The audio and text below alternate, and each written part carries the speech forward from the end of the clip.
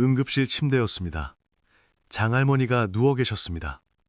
넘어져서 고관절이 부러진 것이었습니다. 의사는 수술을 권했습니다. 하지만 더 큰 문제가 있었습니다. 퇴원 후 집으로 돌아갈 수 없다는 것이었습니다. 할머니는 5층에 살았습니다.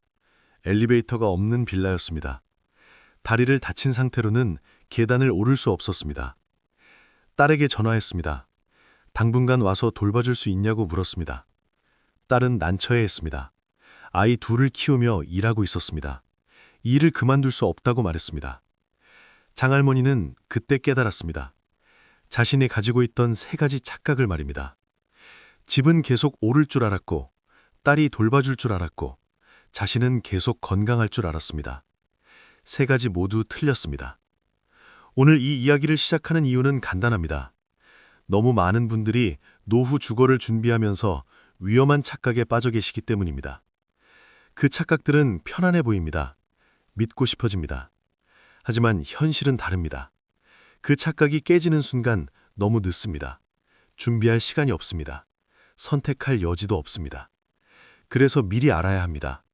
어떤 착각이 우리를 위험하게 만드는지 말입니다. 첫 번째 착각은 집값이 계속 오를 것이라는 믿음입니다. 김 선생님의 이야기를 들려드리겠습니다. 김 선생님은 15년 전에 외곽 지역 아파트를 구입하셨습니다. 당시에는 개발 호재가 있었습니다. 신도시가 들어온다고 했습니다. 지하철이 연장된다고 했습니다. 김 선생님은 확신했습니다. 이 집은 몇 배로 오를 거라고 믿었습니다. 그래서 큰 대출을 받았습니다. 은퇴 후에 팔아서 작은 집으로 옮기고 차액으로 노후 자금을 마련할 계획이었습니다. 완벽한 계획처럼 보였습니다. 15년 동안 열심히 대출을 갚았습니다. 드디어 은퇴를 했습니다. 이제 집을 팔 때가 되었습니다. 그런데 충격적인 현실을 마주했습니다. 집값이 오르지 않았습니다. 오히려 떨어져 있었습니다. 신도시 계획은 무산되었습니다. 지하철 연장도 취소되었습니다. 인구는 계속 빠져나갔습니다. 젊은 사람들은 모두 도심으로 따랐습니다. 남은 것은 노인들 뿐이었습니다. 매물을 내놓았습니다. 1년이 지나도 연락이 없었습니다. 가격을 낮췄습니다. 여전히 팔리지 않았습니다. 김 선생님의 계획은 무너졌습니다. 집을 팔아서 노후 자금을 마련하려던 꿈이 사라졌습니다. 대출은 다 갚았지만 집은 현금이 되지 않았습니다. 더 심각한 문제가 있었습니다. 그 동네는 의료시설이 부족했습니다. 병원까지 차로 30분이 걸렸습니다. 대중교통도 불편했습니다. 마트도 멀었습니다. 노인이 살기에는 최악의 환경이었습니다. 하지만 팔 수도 없고 옮길 돈도 없었습니다. 김 선생님은 갇혀버렸습니다. 김 선생님은 말씀하셨습니다.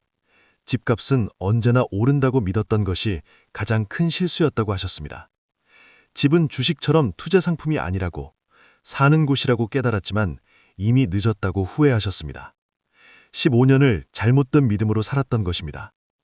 하지만 더 무서운 착각이 남아 있었습니다. 두 번째 착각은 자녀가 돌봐줄 것이라는 기대입니다. 박 여사님의 이야기입니다. 박 여사님은 큰 집에 혼자 사십니다. 남편을 먼저 보내셨습니다. 자녀가 셋 있습니다. 모두 출가했습니다. 박 여사님은 괜찮다고 생각했습니다. 아이들이 있으니 외롭지 않을 거라고 믿었습니다. 필요하면 도와줄 거라고 기도했습니다. 처음 명년은 자주 왔습니다. 주말마다 한 명씩은 찾아왔습니다. 함께 식사하고 이야기 나누고 갔습니다. 박 여사님은 행복했습니다. 하지만 시간이 지나면서 달라졌습니다. 방문 횟수가 줄어들었습니다. 한 달에 한 번, 2달에 한 번, 점점 뜸해졌습니다. 자녀들도 바빴습니다. 일도 해야 하고 자기 아이들도 키워야 했습니다. 시간이 없었습니다. 명절에나 겨우 얼굴 보는 정도였습니다. 전화통화도 짧아졌습니다. 안부만 묻고 끊었습니다. 박 여사님은 외로웠지만 참았습니다. 이해하려고 노력했습니다.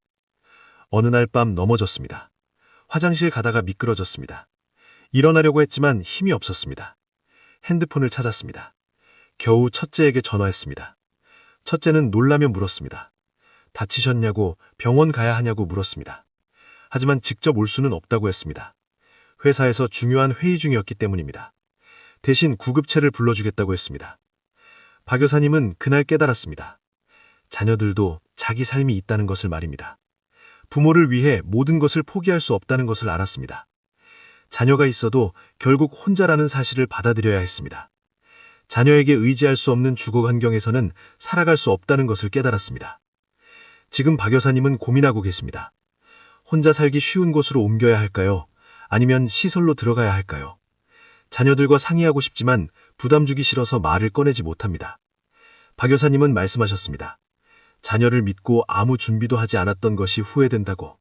자녀도 인생이 있는데 부모가 짐이 되어서는 안 된다고 하셨습니다. 그런데 가장 위험한 착각은 따로 있었습니다. 세 번째 착각은 지금 몸 상태가 계속 될 것이라는 안일함입니다. 정 선생님의 사연입니다. 정 선생님은 60에 은퇴하셨습니다. 건강했습니다. 등산도 다니고 운동도 했습니다. 활동적이었습니다. 그래서 2층짜리 주택을 선택하셨습니다. 마당도 있고 넓은 집이었습니다. 계단 오르내리는 것쯤은 문제없다고 생각하셨습니다. 10년이 지났습니다. 70이 되었습니다. 몸이 예전 같지 않았습니다. 무릎이 아프기 시작했습니다. 계단 오르는 것이 힘들어졌습니다. 한 계단씩 쉬면서 올랐습니다. 내려갈 때는 더 조심해야 했습니다. 자칫 넘어질까봐 난간을 꼭 잡았습니다. 마당 관리도 부담되었습니다. 잡초를 뽑다가 허리를 다쳤습니다.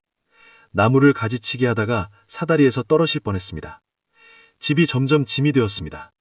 10년 전에는 괜찮았는데 지금은 감당이 안 되었습니다. 가장 무서운 것은 겨울이었습니다.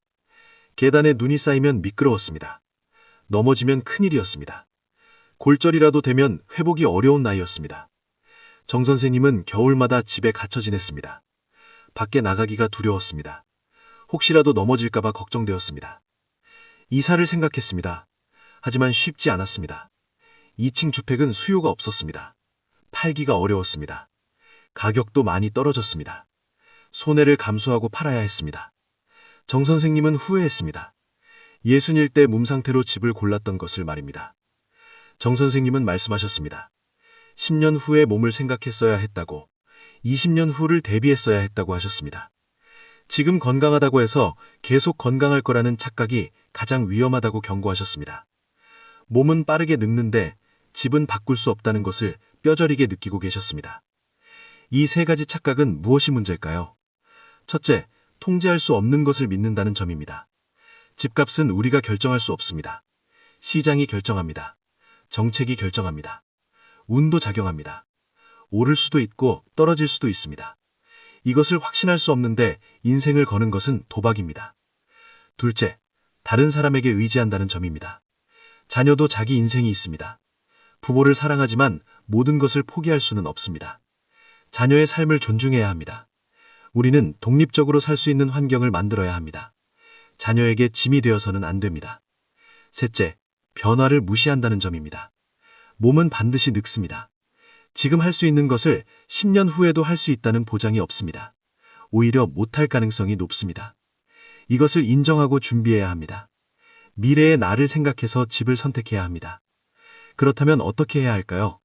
첫째, 집값 상승을 기대하지 마십시오. 오르면 좋은 것이고 안 오르면 그뿐입니다. 집은 투자가 아니라 삶의 공간입니다. 살기 편한 곳을 선택하십시오. 가격보다 편의성을 보십시오. 노후 자금은 따로 마련하십시오.